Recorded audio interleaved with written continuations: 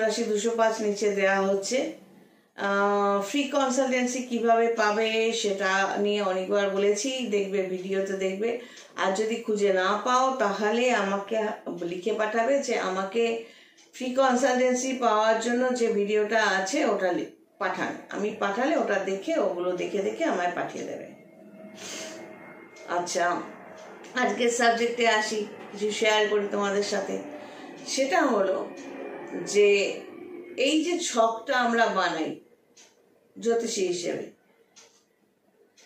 তো ছকের মধ্যে বডি মানে লগ্ন বহুবার বলেছি, আমরা কে কিরকম দেখতে হব সেটা আগের জন্মের কর্মফলেই নির্ভর করে, তার উপরেই নির্ভর করে আমরা দেখতে হই কিরকম মানসিকতা, কি হবে না হবে সবকিছু।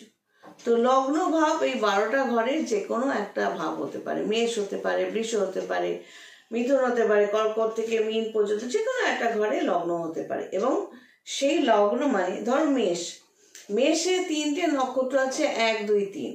তো এরিস মানে মেষ মহাকাশে, কিন্তু এরিস কনস্টেলেশন বলে গুগলে যদি সার্চ করো, এরিসের যে আকৃতি, কতগুলো নক্ষত্রপুঞ্জ মিলে এই এরিস তৈরি হয়েছে সেটা, এবং তাদের কার্যকারিতা গুগলেও পড়ে নিতে পারো, গুগল সার্চ করেও পড়তে পারো। এবং আমাদের জ্যোতিষের বইতে তো, জ্যোতিষীদের বইতে তো রয়েছে। তবে এগুলো তো গুরুমুখী বিদ্যা, এগুলো শিখতে হয়। কোনো গুরু বুঝিয়ে দিলে সেটা যতটা সহজ হয় এবং ঠিকঠাক হয়, বইতে অনেক সময় কিন্তু একটু অন্যরকম উল্টোপাল্টা থাকলেও থাকতে পারে। শুধু পুঁথিগত মানে বই পড়ে জ্যোতিষী কোনো গুরু নেই, সেটা কিন্তু পারফেক্ট কখনো হয় না। আচ্ছা, এই যে এই মেষ রাশিতে 3টে নক্ষত্র, 1, 2 এবং 3।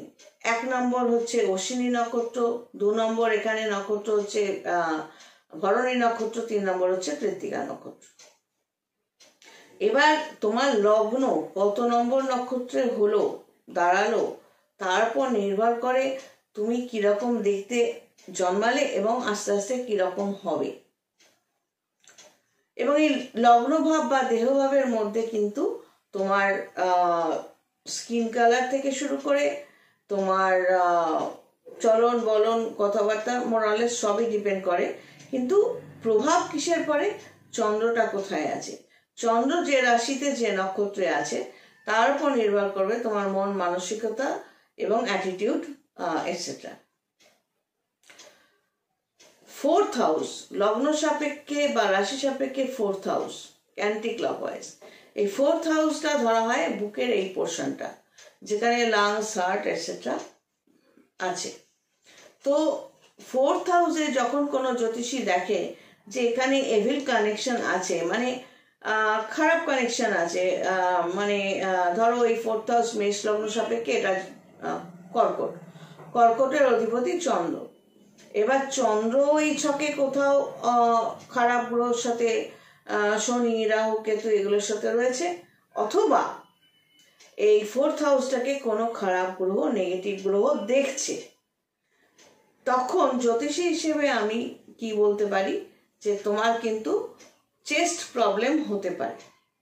আর আমি যেমন আগে লিখতাম, শুধু চেস্ট লিখে অবলিক দিয়ে পরের পয়েন্টে চলে যেতাম, ডিটেলসে লিখতাম না।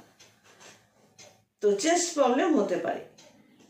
4th হাউস ড্যামেজ মানে মায়ের সাথে সমস্যা হবে।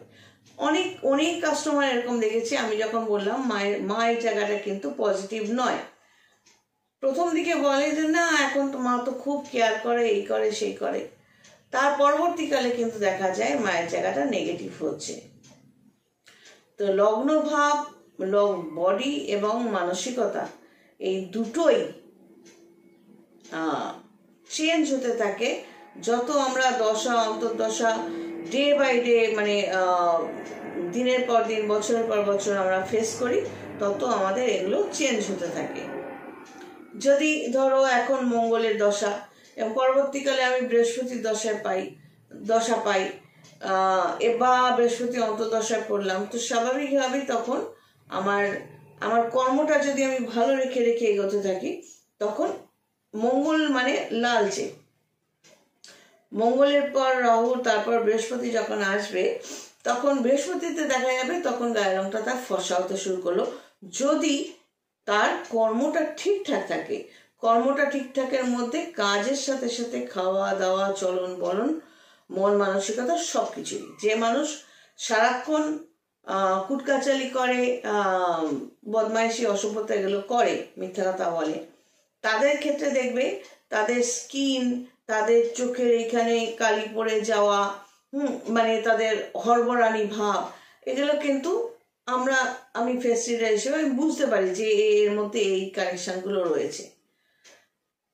তো অতি চালাকরা আবার খুব স্থির হয়ে বসে থাকে যাতে ধরতে না পারে। তো এরকম বহু ফেস করেছি।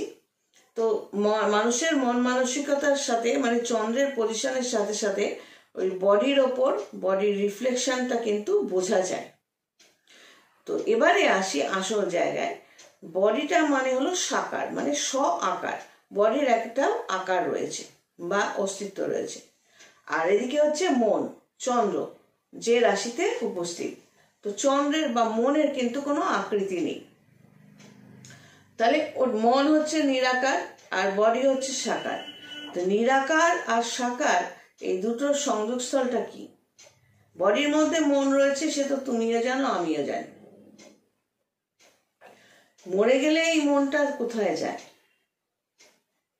অনুভব, ফিলিংস, এগুলোও কি ড্যামেজ হয়ে যায়, ডিলিট হয়ে যায়?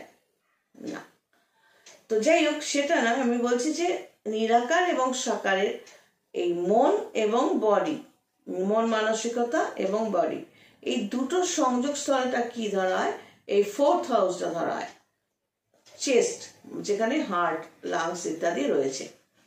মানে হার্ট বিট যেটা শুনছি, মানে সেটা জানান দিচ্ছে যে মন এবং বডি, নিরাকার এবং সাকার দুটোই একসাথে এখনো চলছে, সেটা জানান দিচ্ছে 4th হাউস।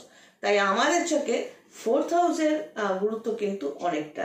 সেটা ব্ল্যাঙ্ক আছে না, কোন গ্রহ আছে, কি পজিশনে রয়েছে, এগুলো কিন্তু একজন জ্যোতিষীকে ভালো করে বিচার করতে হয় তাকে হেল্প করার জন্য। যখন এই জন্য আমরা পেইড কাস্টমারদের একটু বেশি সময় দিই, যা আমি অন্তত দিই, যাতে তাদের সাথে আলোচনা করে বুঝিয়ে দিতে পারি যারা বুঝতে চায়।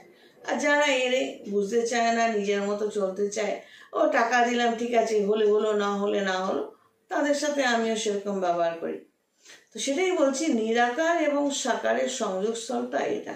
ঠিক সেরকম ভাবে ভগবানকে যদি আমরা নিরাকার ধরি, যে রোগগুলো কল্পনা করেছি সেটা বিভিন্নভাবে হয়ে এসছে, কিন্তু ভগবান মানে আমি এর আগেও বলেছি যে একটা ঐশ্বরীয় শক্তি, ইউনিভার্সাল পাওয়ার, কসমিক পাওয়ার।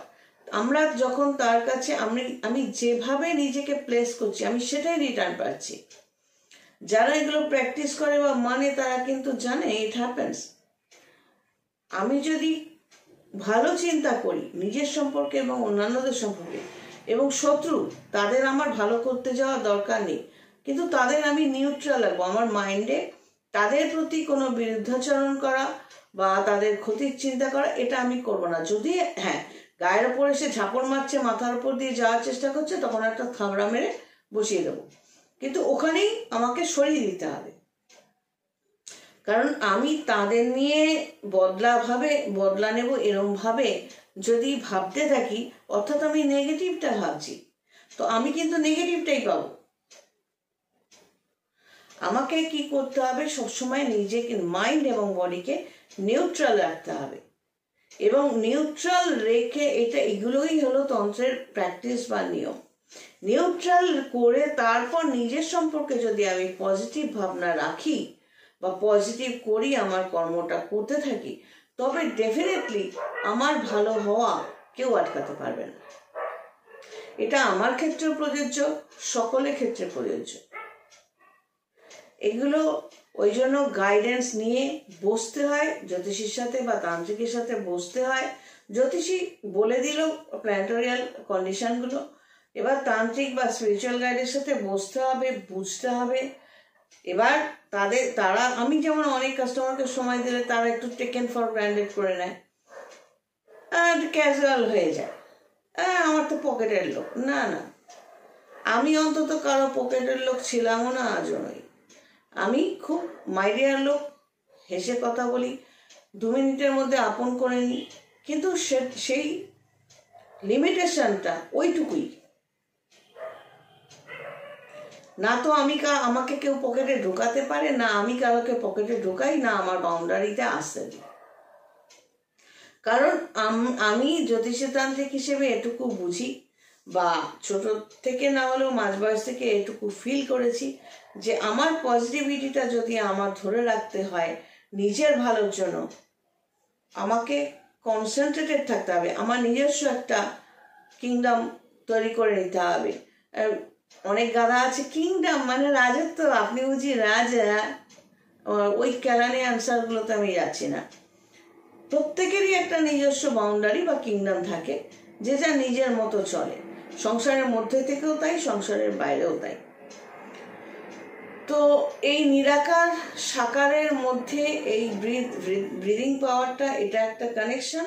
আর বুঝতে হবে ঐশ্বরিক পাওয়ারের থেকে আমরা যদি পজিটিভিটি চাই, আমাদের মাইন্ডটাকে এরকম নিউট্রাল করে নিতে হবে, করে নিয়ে আমাদের পজিটিভগুলোকে আমাদের মধ্যে ইনহেল করতে হবে। তবেই কিন্তু আমরা আমাদের অনেক সহজ, মানে আমাদের অনেক যে ইচ্ছে সেগুলো অনেক অনায়াসে পাবো, এবং আমাদের মানসিকতা অনেক শান্ত হয়ে যাবে। জানি না এটা কতটা বোঝাতে পারলাম, চেষ্টা করলাম। পরে না ফিডব্যাক পাই, কয়েকজন যারা লিখে পাঠাও হোয়াটসঅ্যাপে, যে কেমন লাগলো না লাগলো, ফিডব্যাকটা দেখি, যদি দেখি বোঝাতে পারিনি এই সাবজেক্টটা নিয়ে আবারও বোঝানোর চেষ্টা করব। সবাই ভালো থেকো, God bless and take care.